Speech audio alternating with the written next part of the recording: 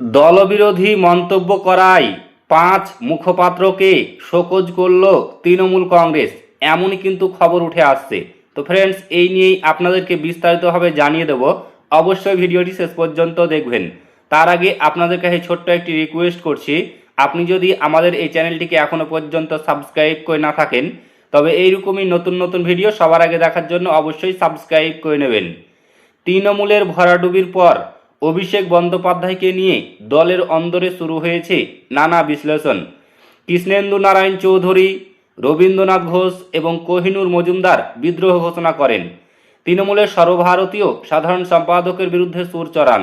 ৫ মুখপাত্রের মধ্যে রয়েছে কোহিনুর মজুমদার, রিজু দত্ত, কৃষ্ণেন্দু চৌধুরী, পাপিয়া ঘোষ এবং কার্তিক ঘোষ।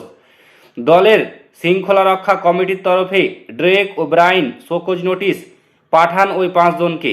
দলের শৃঙ্খলা ভঙ্গের দায় কেন তাদের বিরুদ্ধে উপযুক্ত পদক্ষেপ করা হবে না, আগামী ২৪ ঘন্টার মধ্যে তা জানাতে হবে।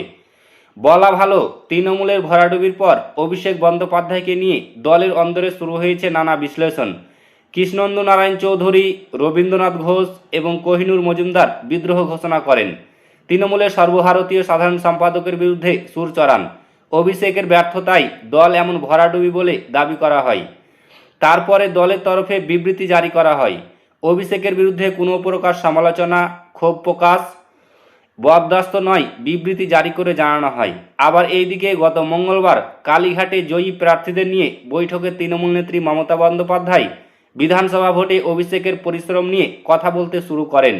ভোটের আগে ঠিক কিভাবে দলের জন্য কাজ করে গিয়েছেন তিনি, তা নিয়ে কথা বলেন। এরপর সকলকে উঠে দাঁড়িয়ে সম্মান প্রদর্শনের কথা বলেন। সেই অনুযায়ী সকলে উঠেন দাঁড়ান।